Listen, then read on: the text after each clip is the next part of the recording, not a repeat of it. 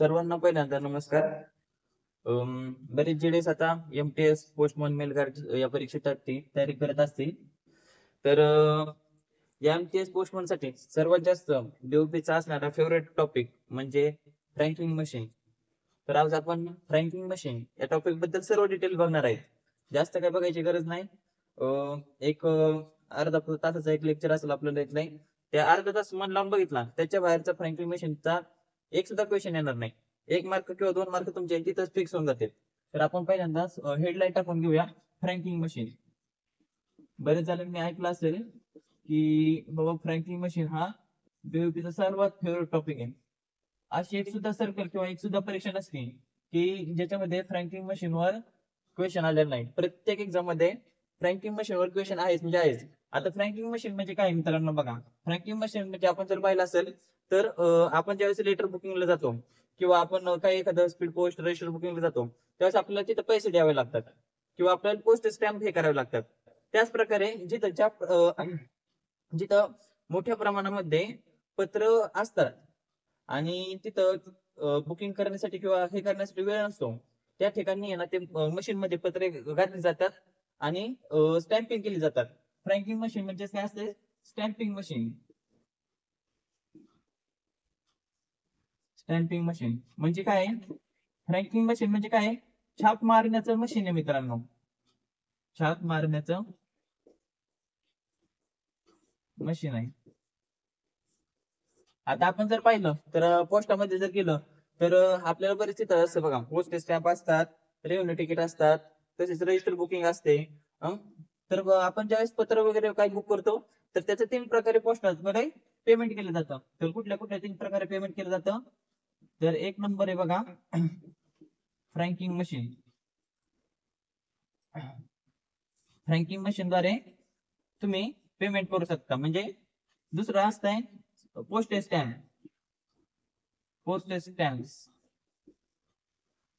Post stamp द्वारे तुम्ही payment करू शकता.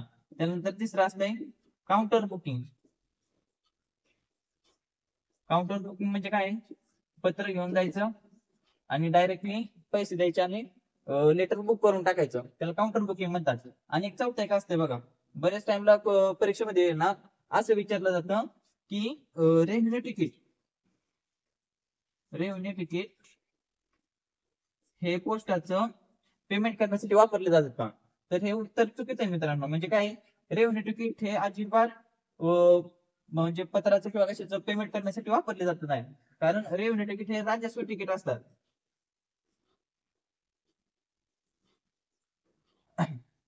राजस्व तिकीट असतात, त्यामुळे हे काही रेव्हेन्यू तिकीट हे ह्यासाठी पेमेंट करण्यासाठी वापरले जात नाहीत. तर आता हे 2 विषय राहू द्या बाजूला, काउंटर बुकिंग आणि पोस्ट स्टॅम्प. आता फ्रँकिंग मशीन. आता आपण जर पाहिलं तर फ्रँकिंग मशीन मध्ये बघा मित्रांनो 2 प्रकार असतात. म्हणजे आर्टिकल फ्रँक करण्याचे, आर्टिकल छापण्याचे 2 प्रकार असतात. ज्यामध्ये की पहिला आहे बघा EFM. बरेच वेळा परीक्षेला प्रश्न विचारला जातो फ्रँकिंग मशीनचे 2 प्रकार कुठले? तर त्यामध्ये पहिला आहे EFM आणि दुसरा असतो RMFM. आता EFM म्हणजे काय मित्रांनो? EFM म्हणजे इलेक्ट्रॉनिक फ्रँकिंग मशीन. आणि RFM म्हणजे काय? Remotely manage franking machine. बऱ्याच वेळा परीक्षेला विचारलं जातं की RFM चा लॉंग फॉर्म सांगा. RFM चा लॉंग फॉर्म काय? तर रिमोटली मॅनेज फ्रँकिंग मशीन. ह्याची सुरुवात 16/8/2010 ला झालेली मित्रांनो. हा क्वेश्चन काय विचारत नाही, पण तरी पण एक माहितीसाठी 16/8/2010 ला RMFM ची सुरुवात झालेली आहे. आता electronic franking machine. Electronic franking machine मध्ये काय असते मित्रांनो? ह्याचे 2 हे असतात, ह्याच्यामध्ये डाय वापरले जातात. डाय म्हणजे काय? शाई वापरली जाते. कुठल्या कलरची शाई वापरली जाते? एक लायसन्स डाय असते आणि व्हॅल्यू डाय असते. म्हणजे हे परवाना शाई आणि ही किंमत शाई असते थोडक्यात व्हॅल्यू डाय म्हणजे. आणि रिमोटली मॅनेज फ्रँकिंग मशीन मध्ये मीटर असतात, 2 मीटर असतात. कुठले मीटर असतात? असेंडिंग मीटर आणि डिसेंडिंग मीटर.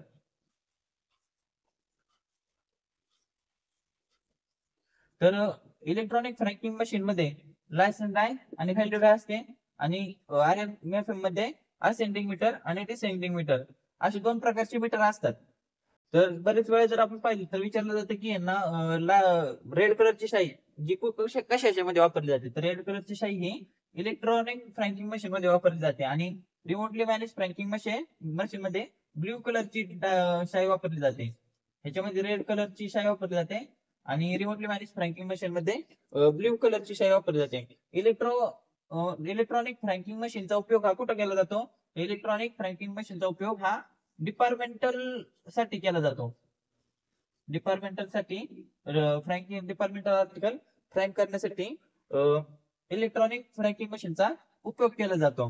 त्यानंतर जर आपण जर पाहिलं तर रिमोटली मॅनेज फ्रँकिंग मशीन मध्ये 2D बारकोड असतो. हा बरेच वेळा क्वेश्चन विचारला जातो बघा, की रिमोटली मॅनेज फ्रँकिंग मशीन मध्ये कशा प्रकारचा बारकोड असतो. तर ह्याच्यामध्ये बघा तुम्हाला बऱ्याच वेळा पर्याय येतील. 3D बारकोड असतो, 4D बारकोड असतो, पण त्याचं उत्तर आहे मित्रांनो 2D बारकोड. 2D बारकोड दिसलं की 2D बारकोड कुठलाही प्रश्न विचारू 2D बारकोड उत्तर मारून द्यायचा. 3D हा बारकोड नसतो, 4D बारकोड असं नसतोच, पोस्टामध्ये वापरलं जातं. ठीक आहे. तर त्यानंतर जर आपण पाहिलं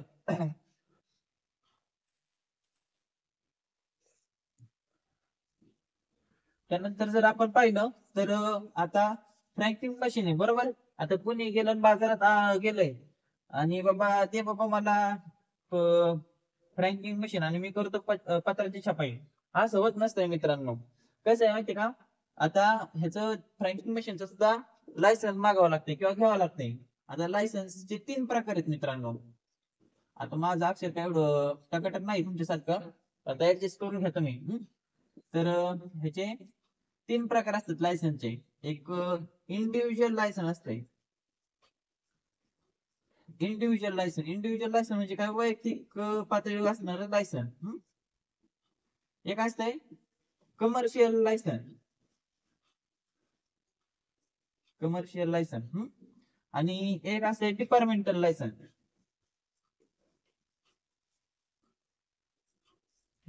लायसन. ओके. कमर्शियल म्हणजे काय असतं, व्यावसायिक ह्याच्यामध्ये वापरलं जातात, आणि डिपार्टमेंटल म्हणजे विभागीय ह्यासाठी असते ते लायसन. ओके. तर आपण जर पाहिलं तर इंडिव्हिज्युअल आणि कमर्शियल ह्यासाठी आहे ना अर्ज करायला लागतोय. अर्ज कोणाकडे करायला लागतंय? डिव्हिजनल हेड अर्ज करायला लागतंय. आता डिव्हिजनल हेड जर तुम्हाला माहित नसेल तर अवघड आहे मित्रांनो बरं. आता कोण असेल डिव्हिजनल हेड विभागाचे? डिव्हिजनल हेड असतात SP किंवा SPO किंवा SSPO असतात, जे की फर्स्ट क्लास ऑफिसचे हेड असतात ते. त्यानंतर डिपार्टमेंटल जे लायसन पाहिजे असेल तर डिपार्टमेंटल लायसन साठी अर्ज कोणाकडे करायला लागतंय? तर PMG कडे अर्ज करायला लागतंय. कोणाकडे? PMG कडे, म्हणजे पोस्ट मास्टर जनरल. ओके. तर लायसन्सचे 3 प्रकार असतात, इंडिव्हिज्युअल लायसन, कमर्शियल लायसन आणि डिपार्टमेंटल लायसन. याच्यामध्ये वैयक्तिक लायसन, व्यावसायिक आणि विभागीय असे 3 प्रकार असतात. ह्याच्यामध्ये इंडिव्हिज्युअल आणि कमर्शियल मध्ये डिव्हिजनल हेड परवानगी देतात.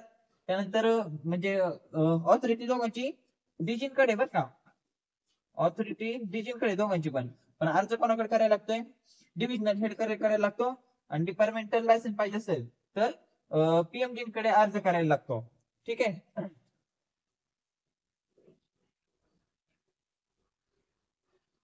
कसं आहे मित्रांनो, एक एक प्रश्न महत्वाचा असतोय परीक्षेमध्ये, आणि ह्यावेळेस MTS तर पेपर खूप सोपं होता 2024चा. रिझल्ट काही आता पत्ता नाहीये, पण लागेल रिझल्ट लागेल, गडबड काही करायची नाहीये. आता फ्रँकिंग मशीनचं बघतो आपण बरोबर आहे. तर फ्रँकिंग मशीन आता लायसन तर घेतलंय, पण लायसन काही लाईफ टाइम नसतंय. आता प्रत्येकाचं गाडीचं लायसन आपल्याला रिन्यू करायला लागतंय, त्यानंतर आपल्याला घराचं लायसन रिन्यू करायला लागतंय, सगळ्या प्रकारचे लायसन हे रिन्यू करायला लागतात. तर तसंच फ्रँकिंग मशीनचं जे लायसन आहे हे तर 5 वर्षांनी रिन्यू करायला लागतं. किती? 5 वर्षांनी. 5 वर्षांनी रिन्यू करायला लागतं. आता पहिल्यांदा 5 वर्षाची फी किती असते? 375 रुपये असते बरोबर. आणि जर समजा तुम्ही 5 वर्षानंतर रिन्यू नाही केलं तर त्याच्यामध्ये प्लस 100 रुपये डिफॉल्ट असे 475 रुपये 475 रुपये भरून तुम्हाला परत ते रिन्यू करायला लागते. आणि म्हणजे जर समजा तुम्ही विदिन व्हॅलिडिटी रिन्यू केलं तर 375 रुपये फक्त भरायचे. आणि जर समजा तुमची व्हॅलिडिटी संपली 5 वर्ष संपून परत जर तुम्ही रिमूव्ह करायला बघत असाल तर त्यामध्ये 100 रुपये प्लस 375 असे 475 रुपये भरावे लागतात मित्रांनो. आता जर पाहिलं तर फ्रँकिंग आर्टिकल हे आपण कुठेही देऊ शकत नाही. ओके, फ्रँकिंग आर्टिकल म्हणजे कुठेही पोस्ट करू शकत नाही. फ्रँकिंग आर्टिकल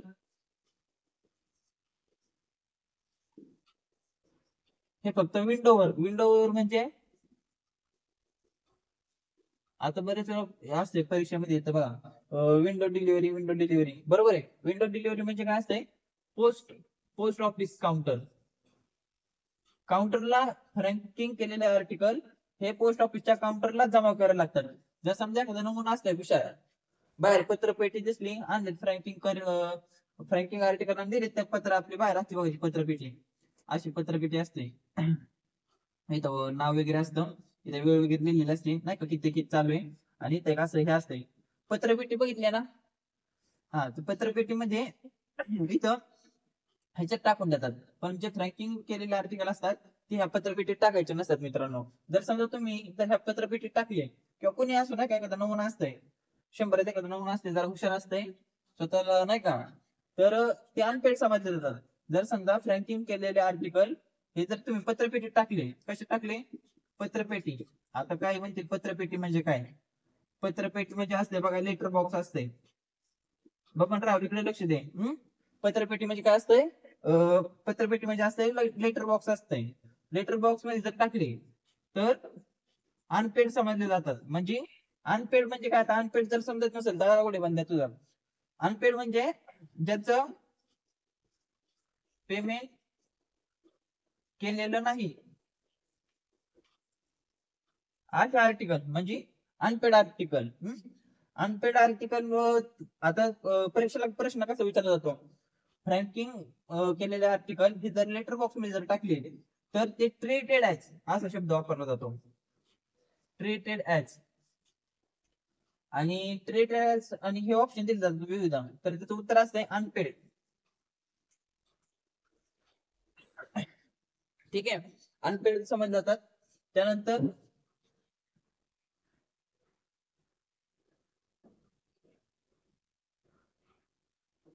तेवढं जर लक्षात आलं का, आता फ्रँकिंग आर्टिकल घेऊन आलाय बरोबर आहे. फ्रँकिंग आर्टिकल आणले समजा, आणले पोस्टाने म्हणजे एखाद्याने आणले. आणल्यानंतर समजा पोस्ट ऑफिस मध्ये आणले, फक्त पोस्ट ऑफिस मध्ये आणले बरोबर.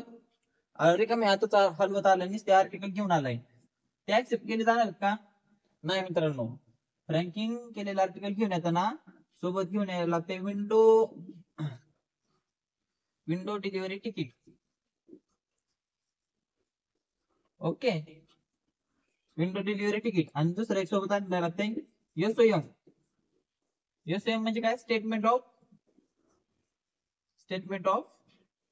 मेलिंग. हे सोबत घेऊन यायला लागतंय. काय काय घेऊन यायला लागतंय, फ्रँकिंग आर्टिकल जर आणले पोस्टात रिकामा हात हलवत यायचं नाही. काय घेऊन यायचं, विंडो डिलिव्हरी तिकीट घेऊन यायचं आणि स्टेटमेंट ऑफ मेलिंग घेऊन यायचं. तर विंडो डिलिव्हरी तिकीट हे कोण इश्यू केलं विचारलं जाते. विंडो डिलिव्हरी तिकीट हे कोण इश्यू केलं जाते, विंडो डिलिव्हरी तिकीट हे डिव्हिजनल हेड देतात मित्रांनो. बघून राहा इकडे लक्ष दे. बस झालं, तो टार्गेट ते सुरूच राहणार, ते मग टेन्शन घेऊ नको ते. ठीक आहे, एवढं लक्षात आलंय.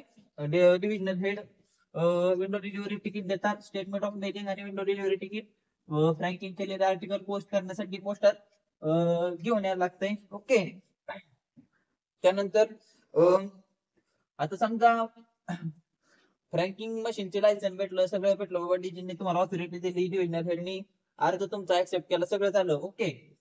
त्यानंतर काहीतरी जमा करायला लागेल ना पोस्टल आपल्याला. तरी का पोस्ट ऑफिस तुम्हाला डायरेक्ट देणार आहे, घे बाबा फ्रँकिंग मशीन घेऊन जा घरी घेऊन आणू उद्या हे करून. तर तसं नाही मित्रांनो. तर काय करायला लागतंय, तुम्ही एखाद्या शेतात रूम करायला भाड्याने, ते म्हणते डिपॉझिट द्या. तसंच पोस्टाकडे डिपॉझिट द्यायला लागते फ्रँकिंग मशीनचं घ्यायचे म्हणल्यावर. तर डिपॉझिट अमाऊंट किती असते बघा. डिपॉझिट अमाऊंट आता समजून घ्या तुम्ही लँग्वेज, जरी समजलं नाही तरी बोलण्याकडे लक्ष द्या, समजून जाईल. डिपॉझिट अमाऊंट 100 रुपये. ते टू लिहिल्या, ते नाही टू लिहिले टू, ते 50,000 रुपये पर्यंत डिपॉझिट. त्याच्यामध्ये तुमचं कागदपत्र वगैरे घेऊन सगळं मिळून समजा त्यांच्या डिव्हिजन किंवा काय असेल रुलिंग त्यानुसार डिपॉझिट जमा केलं जाते. आता काय काय जर म्हणतील की बाबा मी वाचलं की 2000 ते 2000 ते 50K पर्यंत, 50,000 पर्यंत डिपॉझिट करायला लागते. तर तसं नाही मित्रांनो, हे 2000 रुपये आहेत ना, हे 2000 रुपये म्हणजे फर्स्ट रिचार्ज करायला लागते. फर्स्ट रिचार्ज करायला लागते पोस्ट म्हणजे फ्रँकिंग करण्यासाठी आर्टिकल. आणि तिथून पुढे ज्यावेळेस फर्स्ट रिचार्ज जर मिनिमम 2000 असेल,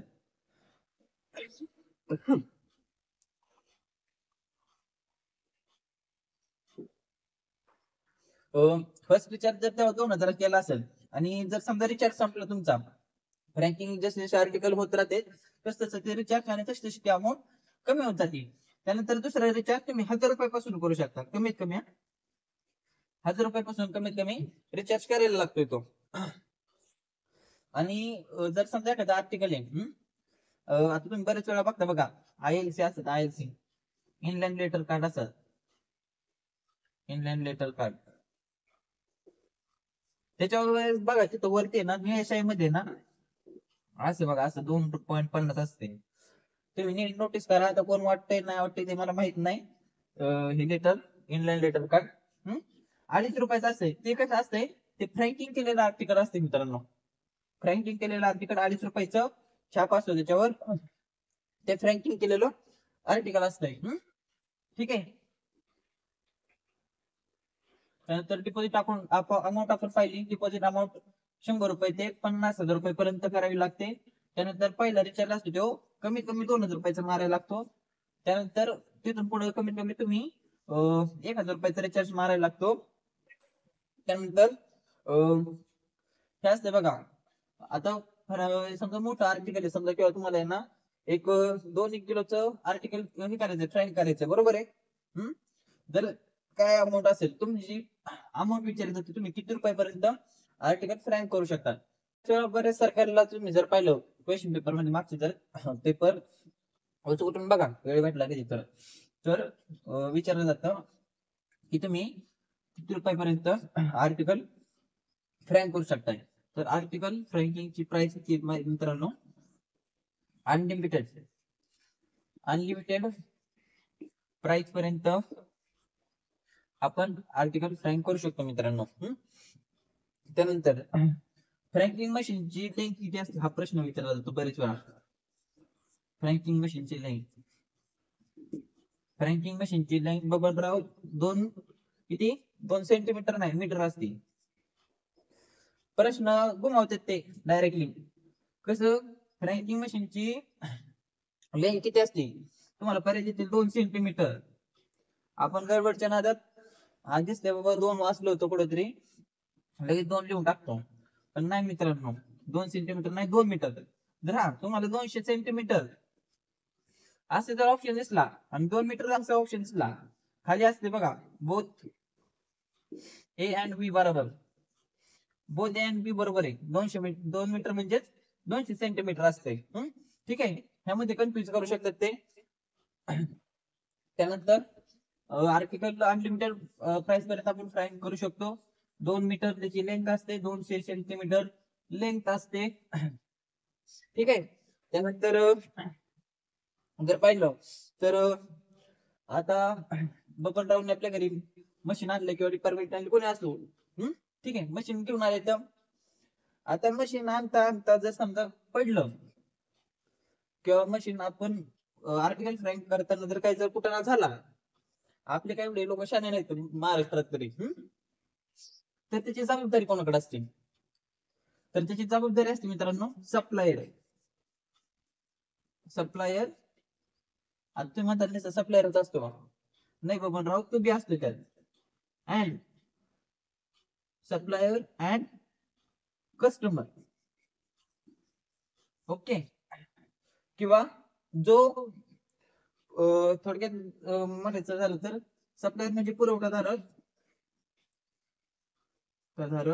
आणि कस्टमर म्हणजे जो मशीन भाड्याने घेतला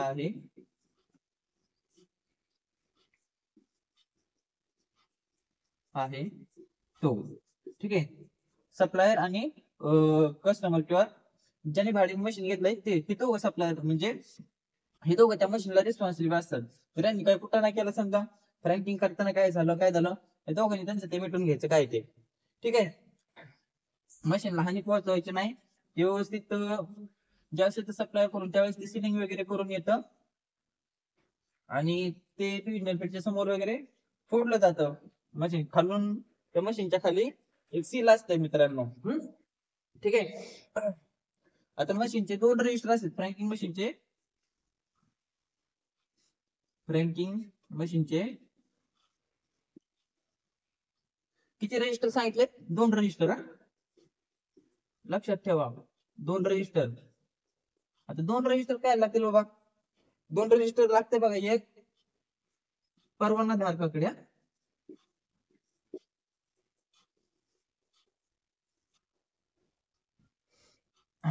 परवाना धारकाकडे. बर. आणि दुसरं रजिस्टर कोणाला लागतंय? ऑफिस मध्ये ठेवावं लागेल ना मित्रा. ऑफिस मध्ये असे 2 प्रकारचे रजिस्टर असतात फ्रँकिंग मशीनचे. एक परवाना धारकाकडे ठेवलं जातं आणि एक ऑफिस मध्ये ठेवलं जातं. आता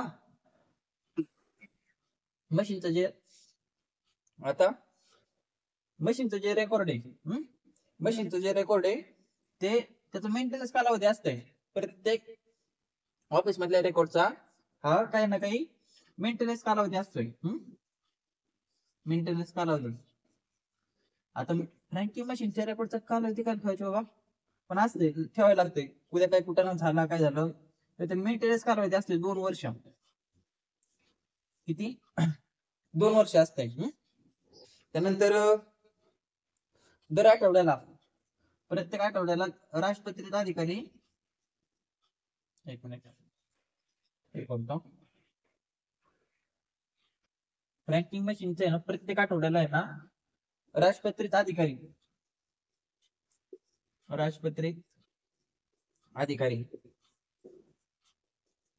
बबनराव म्हणजे काय असते राजपत्रित? म्हणजे तुला समजलं नसेल राजपत्रित हे लक्ष घेतो. गॅझेटेड ऑफिसर गॅझेटेड ऑफिसर प्रत्येक आठवड्याला, पर वीक, प्रत्येक आठवड्याला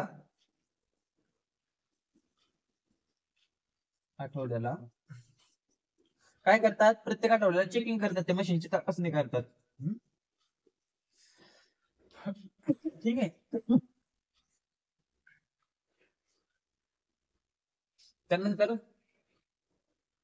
त्यानंतर जर पाहिलं तर आपण काय पाहिलं की प्रत्येक आठवड्याला राजपत्रित अधिकारी गॅझेटेड ऑफिसर हे फ्रँकिंग मशीनची चेकिंग करतात. बरोबर आहे. त्यानंतर जर समजा मशीन मध्ये बिघाड झाला, तर समजा काही त्यामध्ये मीटर मध्ये म्हणा किंवा डाय मध्ये किंवा कशामध्ये काही बिघाड झाला, तर PRIP असतो. PRIP म्हणजे काय? Public relation inspector of post असतो. त्यांच्या उपस्थित ते मशीन खोललं जातं आणि त्यांच्या समोरच ती मशीनची दुरुस्ती केली जाते. काही काही वेळेस जर समजा एखाद्याकडे मशीन नाही का, समजा ते कुठलं फ्रँकिंग मशीन तो काय करतो? स्वतःच तो खोलतो. त्यानंतर स्वतःच एजंट मार्फत किंवा त्याच्या जमत असेल नाही का, तर हेल्ड टाइम मध्ये तो चेंजेस वगैरे करून त्याच्या पद्धतीने सेट करू शकतो. पण जर मोठा प्रॉब्लेम असेल तर ते डिव्हिजन ऑफिसला डिव्हिजनल ऑफिसला फ्रँकिंग मशीन घेऊन जावं लागतं. ओके. त्यानंतर आता आपण जर पाहिलं तर फ्रँकिंग ज्यावेळेस करतो आर्टिकल, बरोबर आहे, आपण मग पाहिलं फ्रँकिंग किती रुपयापर्यंत करू शकतो आपण आर्टिकलची? अनलिमिटेड करू शकतो, बरोबर आहे. समजा एखादा बल्क कस्टमर असेल, बल्क कस्टमर असेल, जर समजा तो प्रति दिवशी जर पोस्टला 5 रुपयाचे वर बिझनेस देत असेल फ्रँकिंग आर्टिकलचा, तर त्याला 3% सूट दिली जाते. किती? 3% रेबीट दिला जातो. आणि 3% रेबीट दिल्यानंतर तो बल्क कस्टमर समजला जातो. कुठला? Bulk customer. म्हणजे जर समजा एखाद्याने रोज 5,000च्या वर समजा जर कोणी आर्टिकल बुकिंग वगैरे करत असेल, फ्रँकिंग करत असेल, तर त्याला 3% हे डिस्काउंट दिलं जातं. त्यानंतर आता फ्रँकिंग आर्टिकल वर, आता ही समजा आर्टिकल आहे, बरोबर आहे, हे असं पत्र आहे तुमचं, इथं प्रति असतंय, इथं प्रेषक, बरोबर आहे. प्रतीचा पत्ता कधी उजव्या साईडला वरच्या कोपऱ्यात लिहावा लागतो, वरती 3 सेंटीमीटर जागा सोडायला लागते. प्रेषक डाव्या साईडला लिहायचं असतंय, हे तर माहितीचे, बरोबर आहे. आता फ्रँकिंग आर्टिकल करतो. फ्रँकिंग आर्टिकल कुठं करायचं असतंय? हे उजव्या कोपऱ्यात करायचं असते, वरच्या. इथे 1 सेंटीमीटर जागा असते वरती सोडलेली, एवढ्या ह्याच्यामध्ये फ्रँकिंग करायचं असते आर्टिकल. आता बरेच वेळा प्रश्न विचारला जातो परीक्षेला की बाबा फ्रँकिंग केलेलं जे आर्टिकल आहे त्याच्यावर तुम्ही जाहिरात छापू शकता का? हा, तर तुम्ही त्याच्यावर जाहिरात छापू शकता. कशी? फ्रँकिंग केलेल्या आर्टिकलच्या डाव्या कोपऱ्यात, बरोबर आहे, डाव्या कोपऱ्यात एका आर्टिकल वरती फक्त तुम्ही एकच जाहिरात करू शकता. किती? एकच जाहिरात करू शकता. जर तुम्हाला आर्टिकल फ्रँकिंग केलेल्या आर्टिकल वरती जर समजा तुम्हाला जाहिरात छापायची असेल तर त्याच्यासाठी एक एक्स्ट्रा पेमेंट द्यावं लागतं. एक्स्ट्रा पेमेंट द्यावं लागतं आणि हे करण्यासाठी डिव्हिजनल हेडची परवानगी लागते.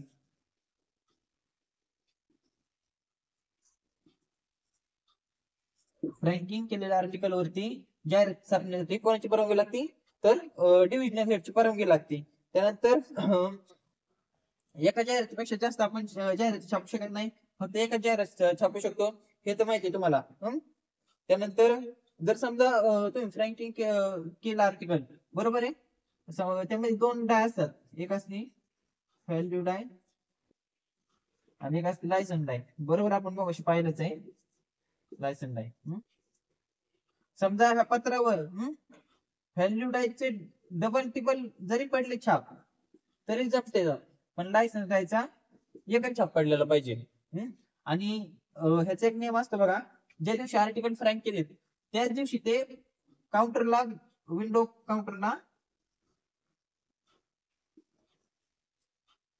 काउंटरला पोस्ट केले पाहिजे. पण समजा काही एक्सेप्शन केसेस असतात, त्यामध्ये काय असतंय, जर समजा आदल्या दिवशी तुम्ही फ्रँकिंग केली आर्टिकलची, दुसऱ्या दिवशी तुम्ही पोस्ट करू शकताय, पण त्याच्यामध्ये कसं असतंय, त्याच्यामध्ये पण एक व्हॅल्यू डाय आदल्या दिवशी चालेल, पण ज्या दिवशी तुम्ही पोस्ट करताय त्या दिवशीच्या तारखेची लायसन डाय असली पाहिजे मित्रांनो. ठीक आहे. हा प्रश्न विचारला जातो, कन्फ्युजन वाला प्रश्न विचारला जातो डिपार्टमेंट कडून की बाबा कुठल्या प्रकारच्या शाईचे 2 छाप असले तरी चालतात, कुठल्या, तर त्याचं उत्तर व्हॅल्यू डाय, बरोबर. आणि जर समजा विचारलं की बाबा फ्रँकिंग आर्टिकल केले आणि दुसऱ्या दिवशी जर पोस्ट केले तर कुठले डायचा त्या दिवशी छाप लागतो, तर ज्या दिवशी पोस्ट करणार आहे त्या दिवशी त्या लायसन डायचा छाप लागतो मित्रांनो, हे लक्षात घ्यायचंय. ठीक आहे. आणि जर समजा फ्रँकिंग करताना छाप जर चुकीचा वगैरे पडला तर 3 महिन्याच्या आत क्लेम करावा लागतो. 3% रिटर्न वगैरे भेटतं. त्यानंतर 5% 3 महिन्याच्या आत हे करायला लागते का त्याला, 3 महिन्याच्या आतमध्ये क्लेम करायला लागतो. 5% रक्कम वजा केली जाते, 5% रक्कम वजा करून ती रिफंड केली जाते. तर हे पाहिलं आपण फ्रँकिंग आर्टिकल नसेल. त्यानंतर ज्यावेळेस पेमेंट करतात नाही का, तर त्यावेळेस जर समजा तुम्ही गेले पोस्टात आणि फ्रँकिंग आर्टिकलचं रिचार्ज केला किंवा पेमेंट केला म्हणा, काहीतरी प्रूफ लागेल ना, रिसिप्ट लागेल ना. त्या रिसिप्टला आहे ना काय म्हणतात माहितीये का, ACG 67 असते, ACG 67. हा प्रश्न मोस्ट ऑफ टाइम विचारलेला आहे बरं का परीक्षेला की बाबा पेमेंट साठी रिसिप्ट कुठली आहे, तर पेमेंट साठी रिसिप्ट आहे ACG 67, रिसिप्ट ऑफ पेमेंट म्हणून ACG 67 दिलं जातं. ठीक आहे. त्यानंतर जर पाहिलं तर ना जर मोठ्या प्रमाणात हे असतील आर्टिकल फ्रँक केलेले असतील तर त्याचे 50-50 चे एक बंडल बनवला जातो. 50-50 चा एक बंडल बनवला जातो. कशानुसार बनवला जातो हे प्रश्न विचारला जातो. तर कशानुसार? त्यांच्या किमतीच्या छापनुसार. किमतीच्या छापनुसार किमतीच्या छापनुसार बंडल बनवले जातात 50-50 आर्टिकलचे आणि ते विंडो काउंटरला पोस्ट केले जातात. ठीक आहे. हे मोस्ट ऑफ टाइम विचारला जातो किती आर्टिकलचा एक बंडल असतो, तर किती 50 आर्टिकलचा एक बंडल असतो. किमतीच्या छापनुसार व्हॅल्यू नुसार बंडल बांधले जाते त्याचे आणि तर ते विंडो काउंटरला पोस्ट केले जाते. ठीक आहे. त्यानंतर ज्यावेळेस सगळे दिवसातून तुम्ही 3 वेळा आर्टिकल पोस्ट करू शकता. कुठले? फ्रँकिंग आर्टिकल. म्हणजे दिवसातून 3 वेळा चक्रा मारल्या पोस्ट ऑफिसला आर्टिकल घेऊन आला तरी जमतंय बाबा. ठीक आहे.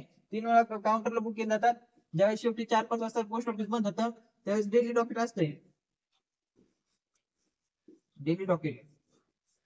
डेली डॉकेटवर पोस्ट मास्टर सगळं आपल्या दिवसभराचा हिशोब वगैरे काय किती आर्टिकल आले तुमचे किती नुसार आपण काय पोस्ट केले ते सगळं हिशोब हा डेली डॉकेटवर लिहिला जातो. ठीक आहे. आणि त्याच्यावर शेवटी पोस्ट मास्टर साईन मारतात खाली. आणि त्यानंतर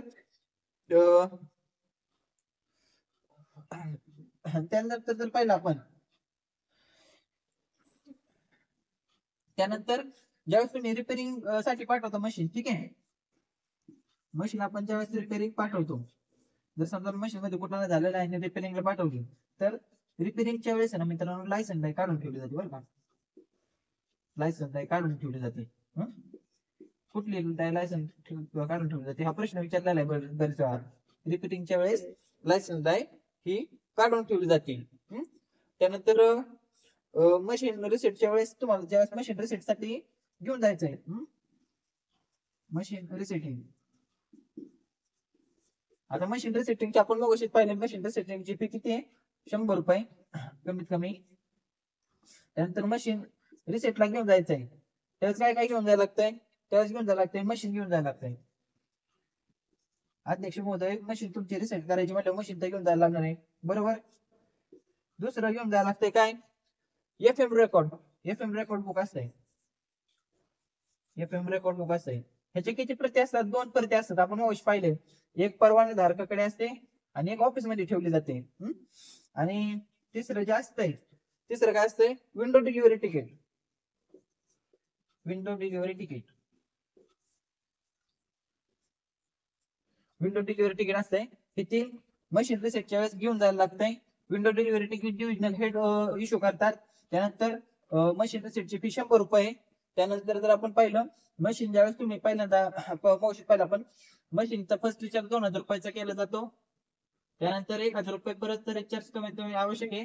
डिपॉझिट साठी तुम्हाला पाहिजे 100 रुपये ते 50,000 रुपये. ओके. त्याच्या पलीकडचा प्रश्न अजून डिपार्टमेंटने विचारला पण नाही आणि विचारणार सुद्धा नाही. ह्याच्या बाहेरच काही करायची गरज नाही. एवढं केलं पुरेसे आहे. आणि ह्याच्या बाहेरचा काही डिपार्टमेंट क्वेश्चन विचारत नाही. त्यांना तेवढेच काम नाही. पेपर एमपीएसचा म्हणजे काय एमपीएससी नाहीये. जस्ट वरचे प्रश्न विचारतात ते आपण पाहतो की अमुक हे सांगते तमुक ते सांगते बाबा हे कर ते कर काही करायची गरज नाही. बस एवढं करा तुम्ही बाकी काय करायची गरज नाही. त्यानंतर आपण जर पाहिलं तर एक लास्ट एक सांगतो जस्ट जाता की बाबा फ्रँकिंग म्हणजे काय केलेलं आहे थोडक्यात डिपार्टमेंटने डीओपी नाही ना विविध कंपन्यांसोबत कोलॅबोरेशन केलेलं आहे. कंपनीसोबत करार केलेला थोडक्यात अग्रीमेंट. काय करार केलाय? भारतातल्या 6 कंपन्या आहेत. एक दिल्ली, दुसरी Madras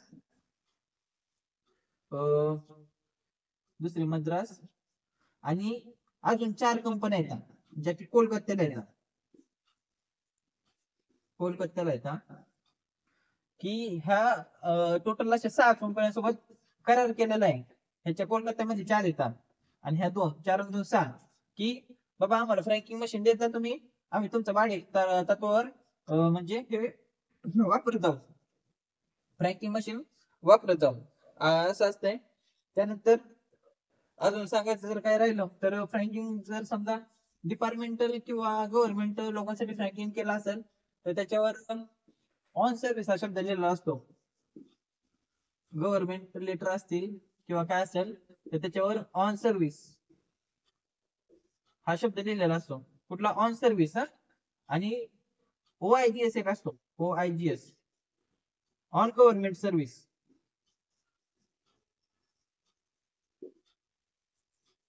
on government, on India, India बरं का, ऑन इंडिया गव्हर्नमेंट सर्व्हिस.